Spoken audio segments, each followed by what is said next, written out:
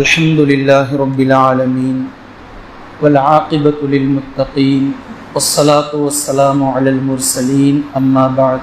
கண்ணியத்திற்குரிய அல்லாஹ்வின் அடியார்களே, அல்லாஹ்வின் தூதர் ஸல்லல்லாஹு அலைஹி வஸல்லம் அவர்களுடைய மதீனத்து வாழ்க்கையின் நபி அவர்களின் கடைசி 5 ஆண்டுகளை நாம் பார்த்து கொண்டிருக்கிறோம். நபி ஸல்லல்லாஹு அலைஹி வஸல்லம் அவர்கள் மதீனாவில் இருந்து 10,000 சஹாபாக்களை அழைத்து கொண்டு மிக அழகான படையோடு வந்து மர்ருல் லஹ்ரான் என்ற இடத்திலே சேர்ந்தார்கள்.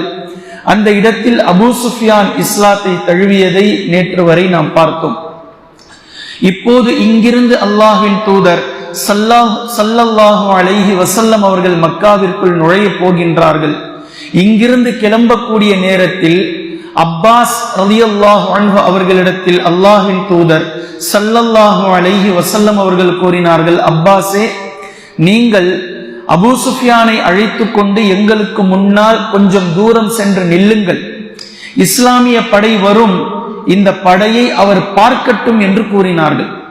நபி ஸல்லல்லாஹு அலைஹி வஸல்லம் அவர்கள் தங்களுடைய பிரம்மாண்டத்தை குறைஷிகளுடைய மிக முக்கியமான தலைவர் பார்க்க வேண்டும் என்று எண்ணினார்கள். அதற்கு ஏற்ப இஸ்லாமிய இந்த படை ஒரு சிலர்கள் கொடிகளை வைத்துக் கொண்டிருந்தார்கள், ஒரு சிலர்கள் மிக அழகான ஆயுதங்களை வைத்திருந்தார்கள். நபி ஸல்லல்லாஹு அலைஹி வஸல்லம் அவர்களை சுற்றி முஹாஜிரின்களும் அன்சாரிகளும் படை சூழ மிக அழகாக மக்காவை நோக்கி கிளம்பக்கூடிய இந்த காட்சி, கண்கொள்ளா காட்சி. இதை அபூ சுஃபியான் வியந்து பார்க்கிறார். இனி இந்த படையை வெற்றி கொள்ள யாராலும் முடியாது, இனி இந்த படைக்கு எதிராக நிற்க யாராலும் முடியாது என்று வியந்து பார்க்கக்கூடிய அந்த தருணத்தை அல்லாஹ்வின் தூதர் ஸல்லல்லாஹு அலைஹி வஸல்லம் அவர்கள் ஏற்படுத்தினார்கள். இப்போது நபி ஸல்லல்லாஹு அலைஹி வஸல்லம் அவர்கள் மக்காவிற்குள் நுழைகிறார்கள். இந்த நேரத்தில் ஒவ்வொரு நபர்களும், குறிப்பாக அபூ சுஃபியான், நபி அவர்களுக்கு முன்னால், இந்த படைக்கு முன்னால் ஓடி சென்று மக்காவிற்குள் கூக்குரலிட்டார், குறைஷிகளே, உங்களை நீங்கள் பாதுகாத்துக் கொள்ளுங்கள், அபூ சுஃபியானுடைய வீட்டில் நீங்கள் நுழைந்து கொள்ளுங்கள், அல்லது காபாவிற்குள் நீங்கள் சென்று நுழைந்து கொள்ளுங்கள், உங்களை நீங்கள் பாதுகாத்துக் கொள்ளுங்கள் என்று கூச்சலிட்டார். உங்களுடைய வீடுகளிலே சென்று நீங்கள் உங்களை பாதுகாத்துக் கொள்ளுங்கள், முஹம்மதிடமிருந்து, முஹம்மதுடைய படையிடமிருந்து உங்களை பாதுகாப்பவர்கள் யாரும் இல்லை, உங்களுக்கு உதவி செய்பவர்கள் யாரும் இல்லை என்ற இந்த கூச்சலுக்கு பின்னால் அவரவர்கள் சிதறி ஓடினார்கள். அப்போது மக்கா மக்களுடைய குரல் இப்படி ஒலித்தது, அல் யௌமு யௌமுல் மல்ஹமா மல்ஹமா, இன்றைய தினம் நம்மை நபி ஸல்லல்லாஹு அலைஹி வஸல்லம் அவர்கள் துண்டு துண்டாக இறைச்சி போடக்கூடிய இடமாக, நாளாக மாறி இருக்கின்றது. இன்றைய தினம் உங்களை நீங்கள் தற்காத்துக் கொள்ளுங்கள், முஹம்மது நம்மை துண்டு துண்டாக ஆக்கப் போகிறார். ஒட்டுமொத்தமான காபா நகரமே அவர் வசம் ஆகிவிட்டது, அவருடைய படை வீரர்கள் வந்து விட்டார்கள் என்று சொல்லிக் கொண்டிருக்கிறார்கள். நபி ஸல்லல்லாஹு அலைஹி வஸல்லம் அவர்கள் மர்ருல் லஹ்ரானில் இருந்து தங்களுடைய படையை 4ஆக பிரித்தார்கள், 4 படைக்குழுவாக பிரித்தார்கள். ஒன்றுக்கு ஹாலித் பின் வலீத் ரலியல்லாஹு அன்ஹு அவர்களை தலைமைத்துவமாக ஆக்கினார்கள், இன்னொன்று ஜுபைர், மற்றொன்று நபி ஸல்லல்லாஹு அலைஹி வஸல்லம். இப்படி நபி அவர்கள் 4ஆக பிரித்து காபாவினுடைய, மக்காவினுடைய 4 புறங்களில் இருந்தும் இந்த குழு 4 புறங்களில் இருந்து சூழச் செய்தார்கள். 3 படைகளுக்கும் நபி அவர்கள் கட்டளையிட்டார்கள், நீங்கள் செல்லும் போது அமைதியாக எல்லோரும் உங்களுக்கு வழிவிட்டால் நீங்கள் இந்த இடத்தில் சென்று என்னுடைய கட்டளை வரும் வரைக்கும் நீங்கள் காத்திருங்கள்.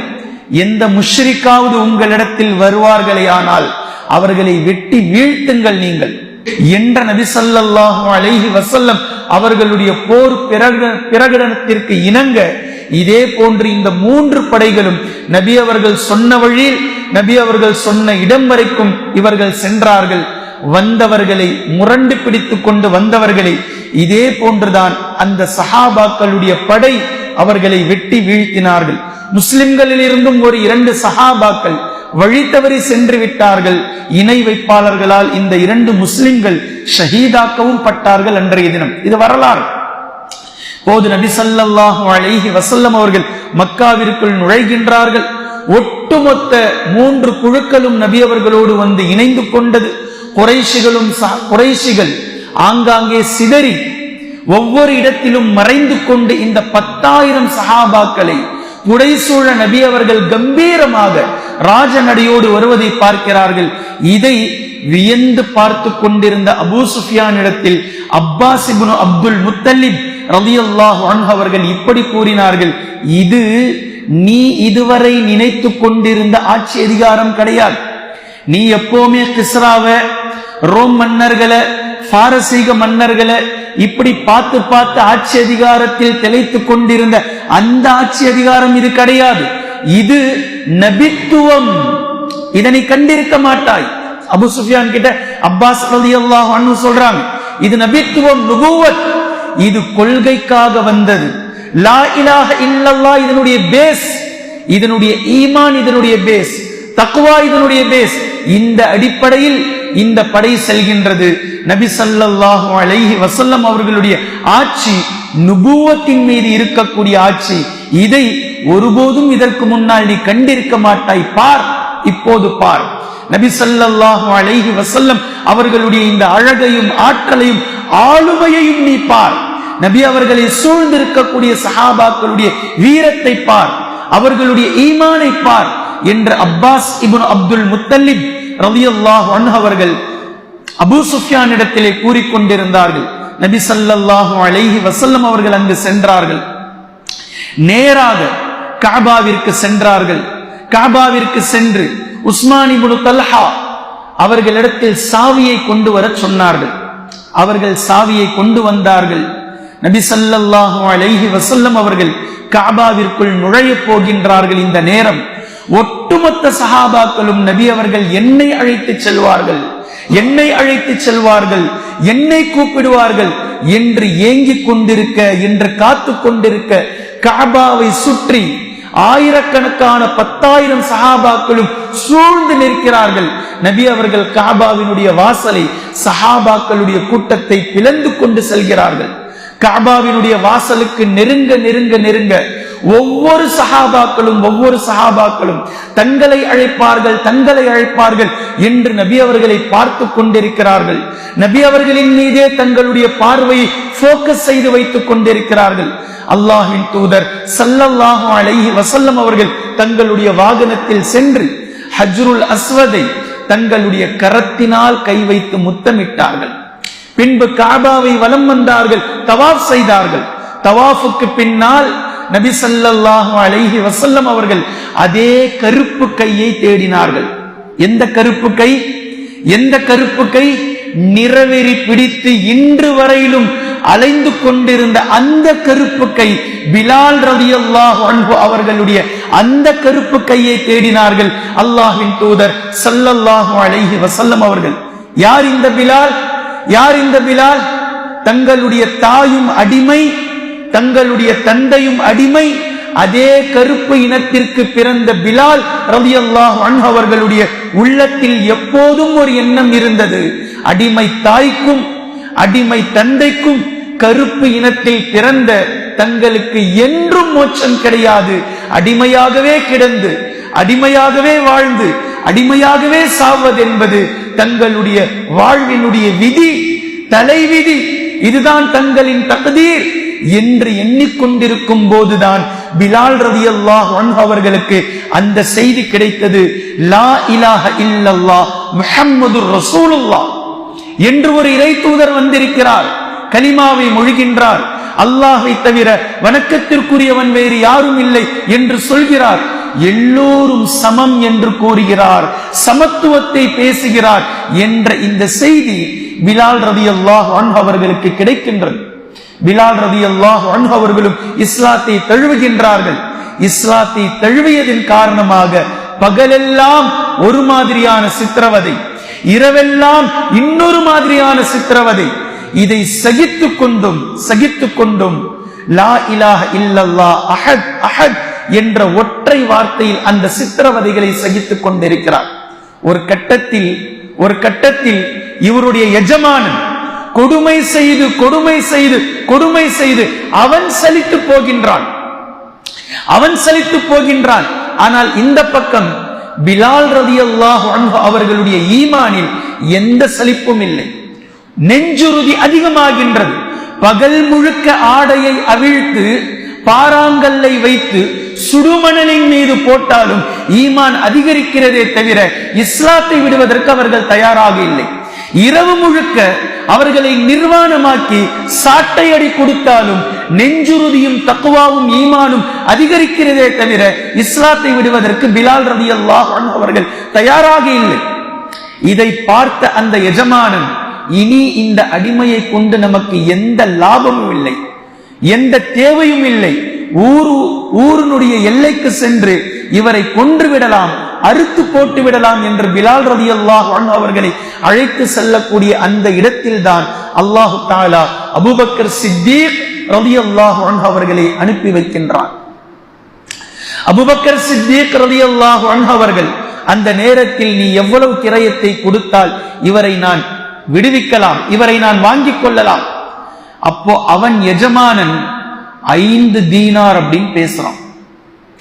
5 திர்ஹம் தீனார் என்றால் பெரிய தொகை. இவ்வளோ பெரிய தொகையை கொடுத்து யாரும் பிலாலை வாங்க மாட்டார்கள் என்பது அவனுடைய எண்ணம், அவனுடைய புரிதல். அபூபக்கர் சித்தீக் ரலியல்லாஹு அன்ஹு அவர்கள் 5 தீனார் திர்ஹங்களை கொடுத்து வாங்கி உரிமை விட்டு அந்த நேரத்தில் அந்த எஜமானன் அபூபக்கரிடத்தில் கூறுகின்றான், நீ அரை தீனாருக்கு கேட்டிருந்தாலும் இந்த அடிமையை ஒன்றுக்கும் உதவாத இந்த கருப்பியின் மகனை நான் உன்னிடத்தில் வழங்கி இருப்பேன், கொடுத்திருப்பேன் அப்படின்னு ஏளனமாக கீழ்த்தரமாக பேசுகின்றான். அபூபக்கர் சித்தீக் ரலியல்லாஹு அன்ஹு அவர்கள் கூறினார்கள், இவருக்காக நீ என்னிடத்தில் 50 திர்ஹங்களை கேட்டிருந்தாலும் நான் வழங்கி இருப்பேன். ஈமானுடைய சுவை உனக்கு புரியாது. அவன் அரை தீனாருக்கு கேட்டாலும் கொடுத்திருப்பேன் என்று கூறுகின்றான். அபூபக்கர் சித்தீக் ரலியல்லாஹு அன்ஹு அவங்க சொல்றாங்க, 50 திர்ஹங்களை நீ என்னிடத்தில் கேட்டிருந்தாலும் நான் இவருக்காக உன்னிடத்தில் வழங்கி இருப்பேன். பின்பு பிலால் ரலியல்லாஹு அன்ஹு அவர்களை உரிமை விட்டார்கள். அன்றுதான் இஸ்லாமிய வசந்தம். சமத்துவம் என்றால் என்ன, கலிமா என்றால் என்ன, நபி ஸல்லல்லாஹு அலைஹி வஸல்லம் அவர்களோடு தொடர்ந்து தான் இருக்கக்கூடிய அந்த பாக்கியம், அந்த வாய்ப்பு பிலால் ரலியல்லாஹு அன்ஹு அவர்களுக்கு கிடைக்கின்றது. இந்த நாள், இந்த நேரம் ஹிஜ்ரி 8 ஃபத்ஹு மக்கா. ஒட்டுமொத்த சஹாபாக்களும் நபி அவர்களுடைய கரத்தில் சாவி. நபி அவர்கள் தவாஃபை முடித்ததற்கு பின்னால் என்னை அழைப்பார்கள், நாம் நபி அவர்களோடு காபாவிற்குள் செல்வோம் என்று ஏங்கிக் கொண்டிருந்த அந்த நேரத்தில் நபி ஸல்லல்லாஹு அலைஹி வஸல்லம் அவர்கள் தங்களுடைய கையால் அதே கருப்பு கையை இறுக்கமாக பிடித்தார்கள். நபி ஸல்லல்லாஹு அலைஹி வஸல்லம் அவர்கள், பிலாலே காபாவை திறங்கள், உள்ளே செல்லலாம். இருவர்களுக்கு பின்னால் உசாமா ரலியல்லாஹு அன்ஹு அவர்கள் செல்கிறார்கள். இவர்கள் யார்? இவர்களும் கருப்பு இனத்தை சேர்ந்தவர்கள். தங்களிடத்திலே வளர்ப்பு மகனாக வளர்க்கப்பட்ட ஸைத் இப்னு ஹாரிஸா முஅத்தா போரில் ஷஹீதானார்களே, முதலாக அந்த ஸைத் இப்னு ஹாரிஸா, நபி ஸல்லல்லாஹு அலைஹி வஸல்லம் அவர்கள் அளவுக்கு அதிகமாக பிரியம் கொண்ட அந்த ஸைத் இப்னு ஹாரிஸா அவர்களுடைய மகன் உசாமா ரலியல்லாஹு அன்ஹு, இவர்களும் நபி ஸல்லல்லாஹு அலைஹி வஸல்லம் அவர்களுடைய பேரப்பிள்ளைகளை போன்று வளர்க்கப்பட்டார்கள். ஒரு தொடையில் ஹசன் ரலியல்லாஹு அன்ஹு என்றால் நபி ஸல்லல்லாஹு அலைஹி வஸல்லம் அவர்களுடைய மறு தொடையில் உசாமா ரலியல்லாஹு அன்ஹு அவர்கள் அமர்ந்திருப்பார்கள். இந்த உசாமா ரலியல்லாஹு அன்ஹு, நபி அவர்களும் பிலால் ரலியல்லாஹு அன்ஹு அவர்களும் காபாவிற்குள் நுழையக்கூடிய நேரத்தில் பின்னால் நுழைகின்றார்கள். உள்ளே சென்று பெரும் சஹாபாக்கள் எல்லாம் காபாவிற்கு வெளியே நின்று கொண்டிருக்கிறார்கள். நபி ஸல்லல்லாஹு அலைஹி வஸல்லம் அவர்கள் உள்ளே சென்று காபாவினுடைய கதவை தாழிட்டுக் கொண்டார்கள். பின்பு உள்ளிருக்கக்கூடிய ஒட்டுமொத்த சிலைகளையும் உடைத்தார்கள். நபி ஸல்லல்லாஹு அலைஹி வஸல்லம் அவர்கள் தங்களுடைய கையிலே ஒரு ஈட்டியை வைத்திருந்தார்கள். ஒவ்வொரு சிலைகளையும் குத்தி கிழித்து அதை முகம் குப்புற கீழே தள்ளிவிட்டார்கள். கிட்டத்தட்ட 360 சிலைகள் காபாவிற்கு வெளியேவும் உள்ளேவும் அந்த மக்கள் வைத்திருந்த ஒட்டுமொத்த சிலைகளையும் நபி ஸல்லல்லாஹு அலைஹி வஸல்லம் அவர்கள் அன்றைய தினம் சுத்தப்படுத்திவிட்டு, காபா அன்றைய தினம் 6 தூண்கள் அமைக்கப்பட்டிருக்கின்றது. உள்வாட்டமாக எந்த திசையில் நபி அவர்கள் நுழைந்தார்களோ அதற்கு எதிர் திசையில் இருக்கக்கூடிய சுவற்றிலே நபி ஸல்லல்லாஹு அலைஹி வஸல்லம் அவர்கள் 3 முழங்கை 3 முழங்கை விட்டு நபி அவர்கள் அந்த இடத்தில் நின்றார்கள். தங்களுக்கு இடப்பக்கமாக 2 தூண்கள், தங்களுக்கு வலப்பக்கமாக ஒரு தூண், விட்டு 3 முழங்கை அளவிற்கு விட்டு அங்கு நின்று அல்லாஹ்வின் தூதர் ஸல்லல்லாஹு அலைஹி வஸல்லம் அவர்கள் 2 ரகாத்துகளை தொழுதார்கள். இந்த தொழுகை ஸலாத்து ஷுக்ர் அல்லது ஸலாத்துல் ஃபத்ஹ், வெற்றியின் தொழுகை, நன்றி செலுத்துதலின் தொழுகை. நபி ஸல்லல்லாஹு அலைஹி வஸல்லம் அவர்கள் மக்காவிற்குள் நுழையும் போதே அல்லாஹ்விற்கு நன்றி செலுத்தும் விதமாக இப்படி நுழைந்தார்கள், குனிந்தவர்களாக நுழைந்தார்கள், சுஜூது செய்த அந்த அடிப்படையில் நுழைந்தார்கள். சஹாபாக்கள் எல்லாம் இந்த நபி அவர்களுடைய இந்த விஷயத்தை பார்த்தார்கள். நபி ஸல்லல்லாஹு அலைஹி வஸல்லம் அவர்களுடைய தாடி, அடர்த்தியான அழகான நீளமான அந்த தாடி ஒட்டகத்தினுடைய அந்த கூடாரத்திற்குள் பட்டுக்கொண்டே இருக்கக்கூடிய அளவிற்கு நபி ஸல்லல்லாஹு அலைஹி வஸல்லம் அவர்கள் சுஜூதுடைய அடிப்படையில் நபி அவர்கள் நுழைந்தார்கள். அல்லாஹ்வை புகழ்ந்து கொண்டே நுழைந்தார்கள். இப்போது காபாவிற்குள் சென்று 6 தூண்கள் இருந்தது. நபி அவர்களுக்கு பின்னால் 3 தூண்கள், நபி அவர்களுடைய முன்னால் வரிசையில் 2 தூண்களை இடப்பக்கமும் 1 தூணை வலது பக்கமும் வைத்துவிட்டு நபி ஸல்லல்லாஹு அலைஹி வஸல்லம் அவர்கள் ஸலாத்துல் ஃபத்ஹ் அல்லது ஸலாத்து ஷுக்ரை அல்லாஹ்வின் தூதர் ஸல்லல்லாஹு அலைஹி வஸல்லம் அவர்கள் தொழுது முடித்தார்கள். பின்பு காபாவினுடைய ஒவ்வொரு மூலைக்கும் சென்று லா இலாஹ இல்லல்லாஹ் அல்லாஹு அக்பர் என்ற வார்த்தையை ஒவ்வொரு மூலைக்கும் சென்று உரத்த குரலிலே அல்லாஹ்வின் தூதர் ஸல்லல்லாஹு அலைஹி வஸல்லம் அவர்கள் கூறினார்கள். பின்பு கதவு திறக்கப்பட்டது. நபி ஸல்லல்லாஹு அலைஹி வஸல்லம் அவர்கள் கஅபாவிற்கு, கட்டடத்திற்கு வெளியே வந்து, முழுமையாக வெளியே வராமல் வாசலிலே கையை வைத்துக் கொண்டு நின்றவர்களாக குறைஷ் மக்களிடத்திலே உரையாற்றினார்கள். நான் இன்றைய தினம் உங்களிடத்தில் எப்படி நடந்து கொள்வேன் என்று நீங்கள் எண்ணுகிறீர்கள், எப்படி நீங்கள் நினைக்கிறீர்கள்? குறைஷி மக்கள் பதில் கூறினார்கள், நீங்கள் நல்லவர், நீங்கள் நல்ல முறையில் நடந்து கொள்வீர்கள் என்று நாங்கள் எண்ணுகிறோம், நினைக்கிறோம். நபி ஸல்லல்லாஹு அலைஹி வஸல்லம் அவர்கள் பதில் கூறினார்கள், இன்றைய தினம் லா தஸ்ரீப அலைக்குமுல் யௌம், யூசுப் அலைஹிஸ்ஸலாம் அவர்களை நபி ஸல்லல்லாஹு அலைஹி வஸல்லம் அவர்கள் இந்த இடத்தில் ரோல் மாடலாக இருக்கிறார்கள். யூசுஃபின் சகோதரர் இடத்தில் யூசுப் எப்படி அவர்களை பொது மன்னிப்பின் மூலம் அவர்களுடைய துரோகத்தையும் அவர்களுடைய அலிச்சாட்டியங்களையும் மன்னித்தார்களோ, இதே போன்று இன்றைய தினம் உங்களுக்கு நான் பொது மன்னிப்பை விடுகின்றேன். இன்றைய தினம் எந்த பழிவாங்குதலும் இல்லை, எந்த அத்துமீறலும் இல்லை என்று அல்லாஹ்வின் தூதர் ஸல்லல்லாஹு அலைஹி வஸல்லம் அவர்கள் கூறிவிட்டு சில விஷயங்களை முக்கியமாக உரையாற்றினார்கள். இன்றைய தினம் சில விஷயங்களை நான் தங்களுக்கு முன்னால் முன்வைக்கிறேன். காபாவை சுத்தம் செய்யக்கூடிய பொறுப்பை தவிர ஹாஜிகளுக்கு நீர் வழங்கக்கூடிய இந்த புனிதமான 2 விஷயங்களை தவிர என்னவெல்லாம் இதுவரை நீங்கள் செய்து கொண்டிருந்தீர்களோ அந்த சடங்கு சம்பிரதாயங்கள் ஒட்டுமொத்தத்தையும் இன்றைய தினம் அடியோடு நான் என் காலுக்கு கீழே போட்டு புதைக்கின்றேன். இனி இங்கு லா இலாஹ இல்லல்லாஹ், வணக்கத்திற்குரியவன் அல்லாஹ்வை தவிர வேறு யாரும் இல்லை என்ற முழக்கம், அல்லாஹ் அக்பர் என்ற பாங்கோசையை தவிர வேறு எதுவும் இங்கு முழிக்கப்படாது, இங்கு வேறு எதுவும் இல்லை என்று கூறி சூரத்துல் ஹுஜராத்தினுடைய அந்த பிரபல்யமான வசனத்தை அல்லாஹ்வின் தூதர் ஸல்லல்லாஹு அலைஹி வஸல்லம் அவர்கள் ஓதி காட்டினார்கள். யா அய்யுஹன் நாஸ் இன்னா ஹலக்னாகும் மின் தக்கரின் வ உன்ஸா வஜஅல்னாகும் ஷுஊபன் வ கபாயில லிதஆரஃபு இன்ன அக்ரமக்கும் இன்தல்லாஹி அத்காக்கும் இன்னல்லாஹ அலீமுன் கபீர். மக்களே, நிச்சயமாக உங்களை நாம் ஒரே ஆண் ஒரே பெண்ணில் இருந்து படைத்திருக்கிறோம்.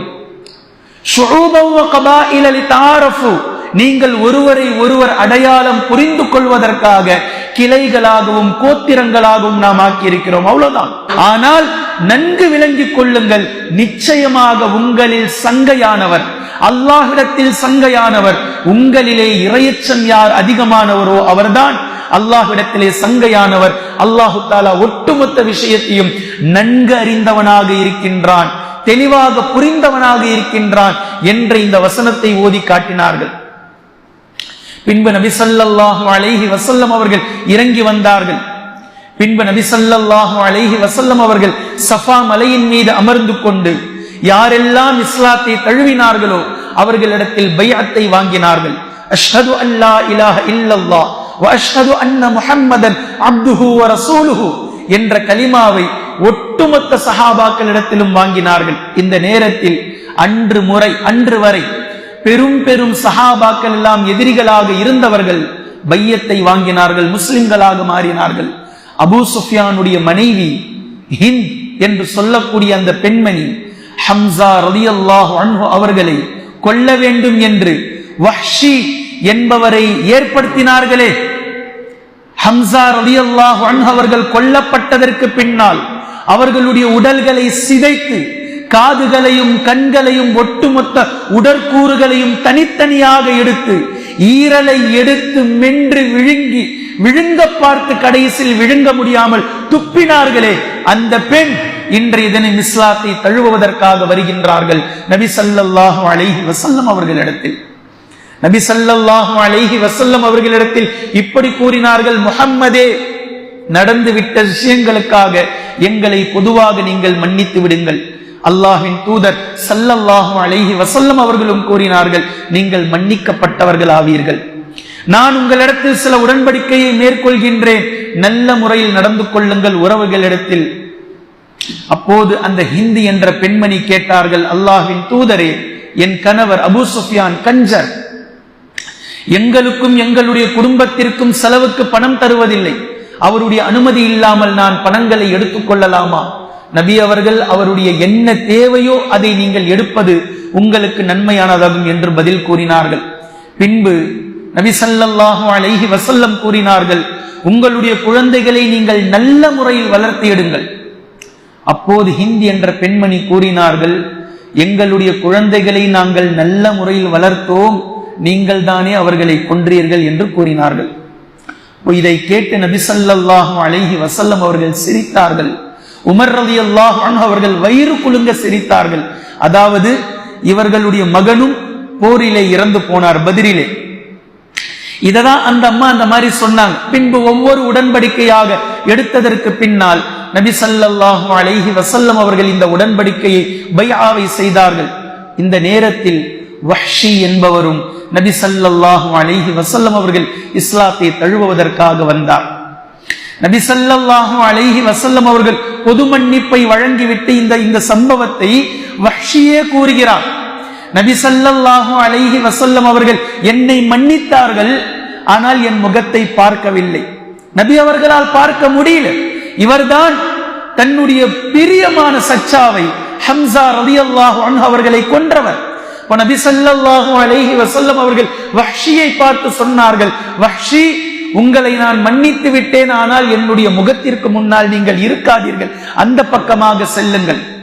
வஹ்ஷி தன்னுடைய முகத்தை கீழே போட்டுவிட்டு சென்றதற்கு பின்னால் இப்படி கவி பாடினார்கள், நபி அவர்களை பார்க்க நான் ஆசைப்பட்டேன், நபி அவர்களை பார்க்க நான் ஆசைப்பட்டேன், ஆனால் நபி அவர்கள் என்னை பார்க்காமல் இருக்க ஆசைப்பட்டார்கள்.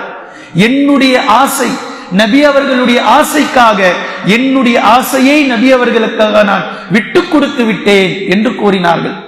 ஹிந்த் என்ற பெண்மணி இப்படி சொன்னார்கள் நபி அவர்களை சந்தித்ததற்கு பின்னால், முஹம்மதே, முஹம்மதே, இந்த நாளுக்கு முன்னால் வரைக்கும் நீங்கள் மிகப்பெரிய பேர் இழிவை சந்திக்க வேண்டும் என்று என்னுடைய உள்ளம் துடித்துடித்துக் கொண்டிருந்தது. இந்த நாளுக்கு பின்னால், இந்த நாளிலே அல்லாஹு தஆலா எத்தனை கண்ணியங்களை இந்த உலகத்தில் வைத்திருக்கின்றானோ, இம்மையிலும் மறுமையிலும் ஒட்டுமொத்த கண்ணியத்தை உங்களுக்கு வழங்க வேண்டும் என்று என் உள்ளம் துடிக்கின்றது என்று ஹிந்தி என்ற பெண்மணி கூறினார்கள். இந்த சம்பவங்களுக்கு பின்னால் நபி ஸல்லல்லாஹு அலைஹி வஸல்லம் அவர்கள் கஅபாவை சுற்றி இருந்த ஒட்டுமொத்த சிலைகளையும் உடைத்தார்கள், உடைக்க சொன்னார்கள். இப்ராஹிம் அலைஹிஸ்ஸலாம் அவர்களையும் இஸ்மாயில் அலைஹிஸ்ஸலாம் அவர்களையும் குறி சொல்பவர்களாக இந்த குறைஷி மக்கள் மூட நம்பிக்கையில் வரைந்து வைத்திருந்தார்கள். இவையெல்லாம் அழிக்கும் போது நபி அவர்கள் சொன்னார்கள், ஒரு நாளும் இப்ராஹிம் அலைஹிஸ்ஸலாம் அவர்களும் இஸ்மாயில் அலைஹிஸ்ஸலாம் அவர்களும் இவர்கள் வரைந்து வைத்திருப்பதை போன்று குறி சொல்பவர்களாக அவர்கள் இருந்ததில்லை என்று கூறிய நேரத்தில் இந்த வசனத்தை ஓதினார்கள். வகுல் ஜாஅல் ஹக்கு வஸஹகல் பாத்தில் இன்னல் பாத்தில கான ஸஹூகா. சத்தியம் வந்தது, அசத்தியம் அழிந்தது. நிச்சயமாக அசத்தியம் அழிந்தே தீரும் என்ற இந்த வசனத்தை ஓதிக்கொண்டே அல்லாஹ்வின் தூதர் ஸல்லல்லாஹு அலைஹி வஸல்லம் அவர்கள் ஒட்டுமொத்த சிலைகளையும் அன்றைய தினத்தில் சுக்குநூறாக்கினார்கள்.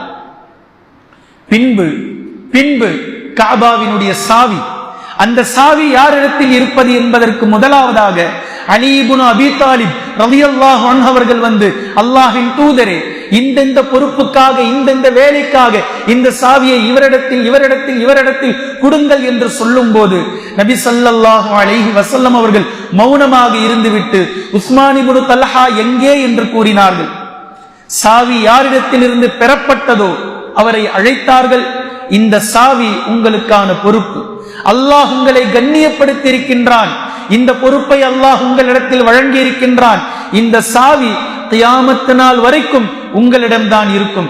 இன்றும் கூட உஸ்மான் இப்னு தல்ஹாவினுடைய பொறுப்பில் தான் அந்த சாவி இருக்கின்றது. இதிலிருந்து ஒரு சுப செய்தியும் இந்த சமூகம், அந்த குடும்பம் பெற்றுவிட்டது.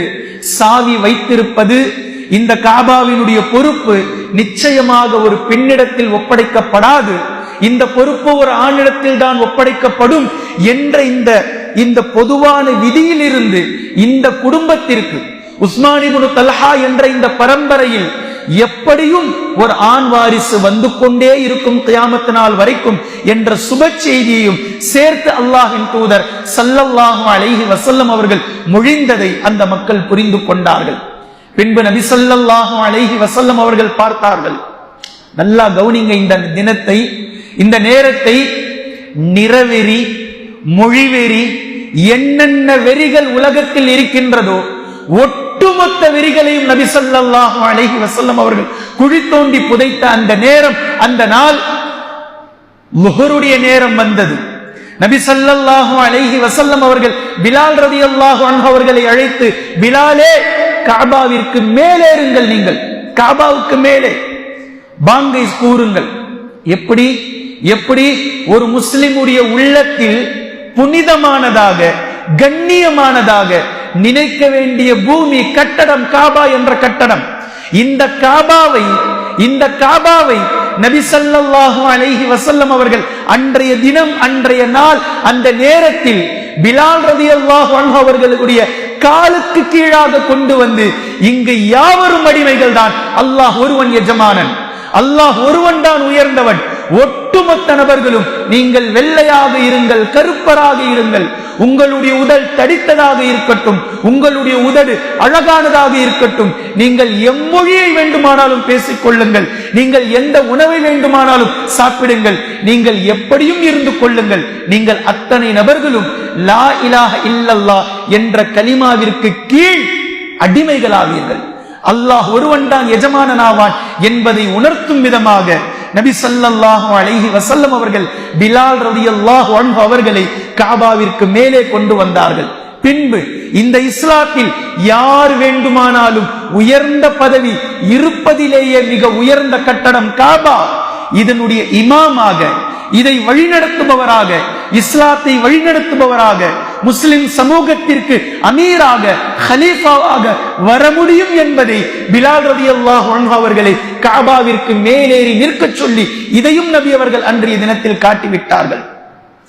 ஃபத்ஹு மக்கா, நபி ஸல்லல்லாஹு அலைஹி வஸல்லம் அவர்களுடைய இந்த அழகான வெற்றி, இந்த நேரத்தில் குறிப்பிட்டு சில குஃபார்களை நபி அவர்கள் பேசினார்கள்.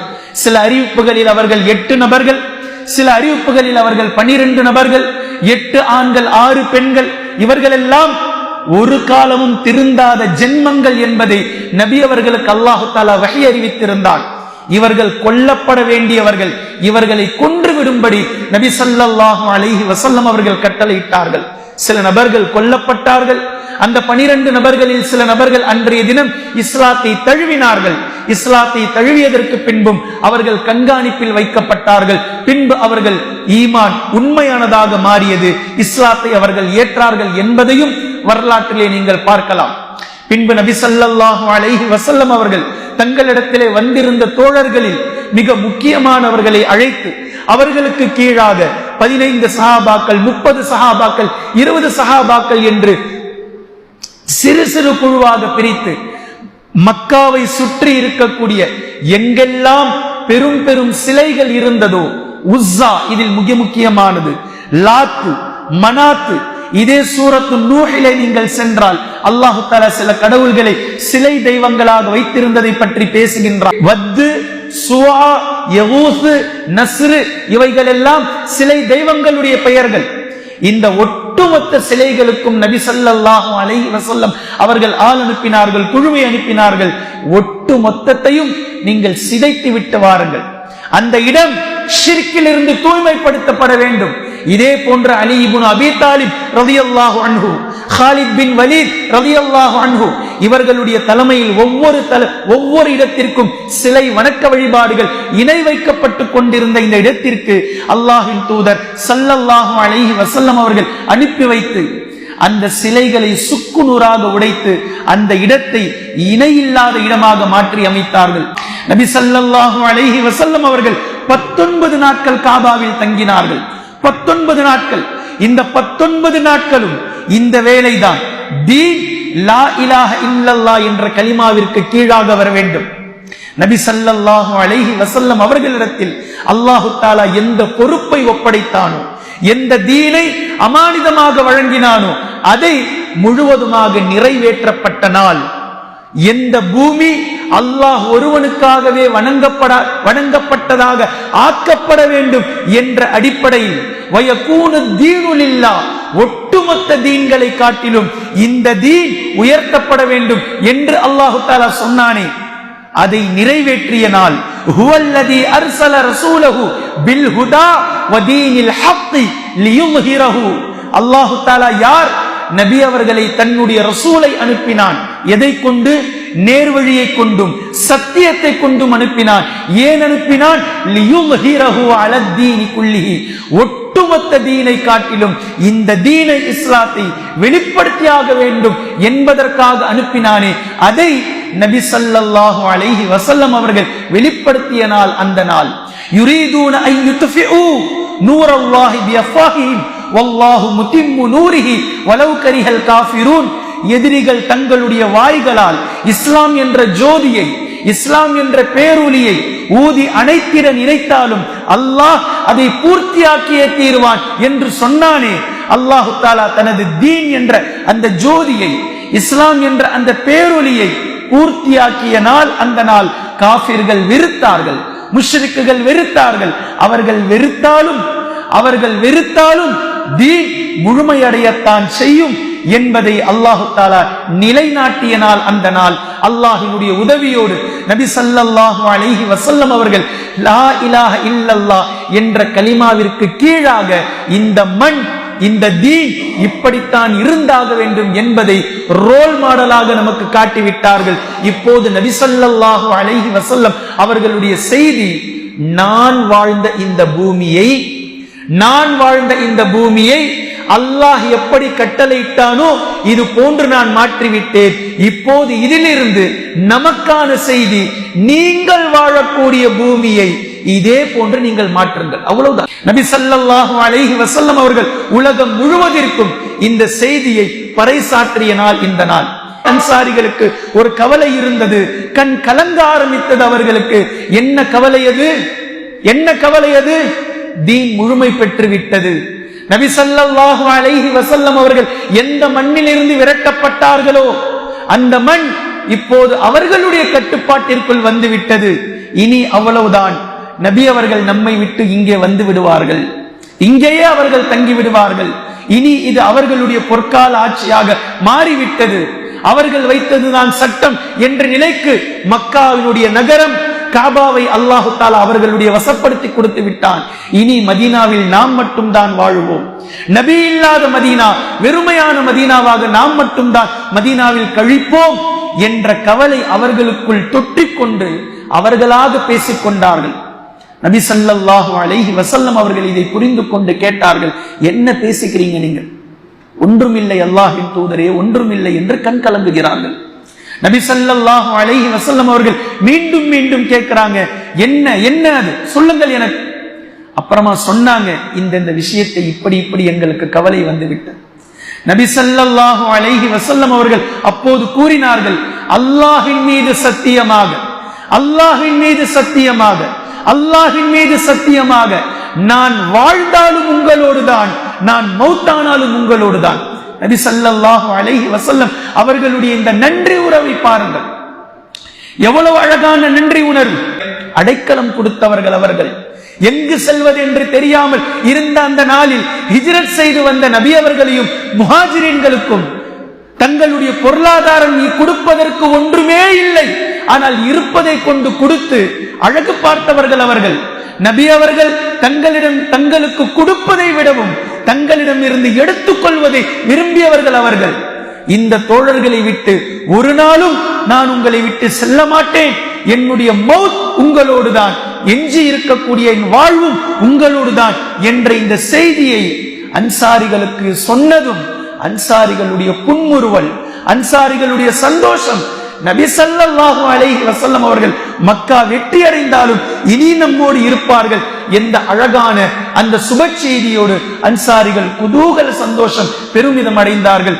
மக்கா வெற்றி மிக அழகாக வெற்றி கொள்ளப்பட்டது. அல்லாஹ்வின் தூதர் ஸல்லல்லாஹு அலைஹி வஸல்லம் அவர்கள் எதற்காக தான் நபியாக அனுப்பப்பட்டோமோ, எதற்காக இந்த மனித பிறவியோ, எதற்காக அல்லாஹ் தஆலா இந்த பூமியில் மனிதர்களை பிறக்க வைத்தானோ, படைத்தானோ, இந்த ஒட்டுமொத்தமான முழுமையான அந்த எட்டை, அந்த வியூ பாயிண்டை, அந்த கோரை அடைந்த அந்த தினமாக ஒட்டுமொத்த சஹாபாக்களுக்கும் ஒட்டுமொத்த உலகத்திற்கும் இந்த தீன் என்றால் என்ன, இஸ்லாம் என்றால் என்ன, எப்படி இதை பறைசாற்ற வேண்டும், எப்படி இதை நிலைநாட்ட வேண்டும் என்பதை முழு உலகத்திற்கும் அல்லாஹ்வின் தூதர் ஸல்லல்லாஹு அலைஹி வஸல்லம் அவர்கள் காட்டினார்கள். அல்லாஹ்வின் தூதர் ஸல்லல்லாஹு அலைஹி வஸல்லம் அவர்களின் மூலம் அல்லாஹ் தஆலா நமக்கு காட்டிவிட்டான். இதை தொடர்ந்து நபி ஸல்லல்லாஹு அலைஹி வஸல்லம் அவர்களுடைய மதீனத்து வாழ்க்கையினுடைய இரண்டாம் கட்டம் ஹுதைபியாவின் மூலம் புதிய சகாப்தத்தை படைத்தார்கள். ஃபத்ஹே மக்காவின் மூலம் மீண்டும் ஒரு புதிய சகாப்தத்தை படைத்து விட்டார்கள். இனி எஞ்சி இருக்கக்கூடிய அடுத்த காலகட்டத்தில் நபி ஸல்லல்லாஹு அலைஹி வஸல்லம் அவர்கள் என்ன செய்ய போகின்றார்கள்? ஹிஜ்ரி 8ஆம் ஆண்டிலே நாம் இருக்கின்றோம். இது ஒரு ரமலான் மாதம், இதுவும் ரமலான் மாதம். அல்லாஹ் தஆலா ஃபத்ஹு மக்கா வெற்றி அடைந்ததும் இதே ரமலான் மாதம் தான். ரமலான் மாதத்தில் அல்லாஹ் தஆலா மக்காவினுடைய வெற்றியை கொடுத்தான், தீனை மக்களுக்கு புரிய வைத்தான். இதுதான் இஸ்லாம் என்பதை உலகத்திற்கு அல்லாஹ் தஆலா பறைசாற்றிய தினங்கள், நாட்களும் அந்த தினத்தில் தான், அந்த நேரத்தில் தான் நாம் இப்போது இருந்து கொண்டிருக்கின்றோம். எஞ்சி இருக்கக்கூடிய நபி அவர்களுடைய 3 வருடங்கள் எப்படி எல்லாம் கழிய போகின்றது, நபி அவர்கள் என்னென்ன ஏற்பாடுகளை, எப்படி காயை நகர்த்தப் போகின்றார்கள் என்பதை இன்ஷா அல்லாஹ் தொடர்ந்து நாம் பார்க்கலாம். குர்ஆனையும் ஹதீஸையும் தெளிவாக விளங்கக்கூடிய நன்மக்களாகவும் அதை நடைமுறைப்படுத்தக்கூடிய மக்களாகவும் அல்லாஹ் நம்மை ஆக்குவானாக. சுப்ஹானக்கல்லாஹும்ம வபிஹம்திக அஷ்ஹது அல்லா இலாஹ இல்லா அன்த அஸ்தக்ஃபிருக வ அத்தூபு இலைக்.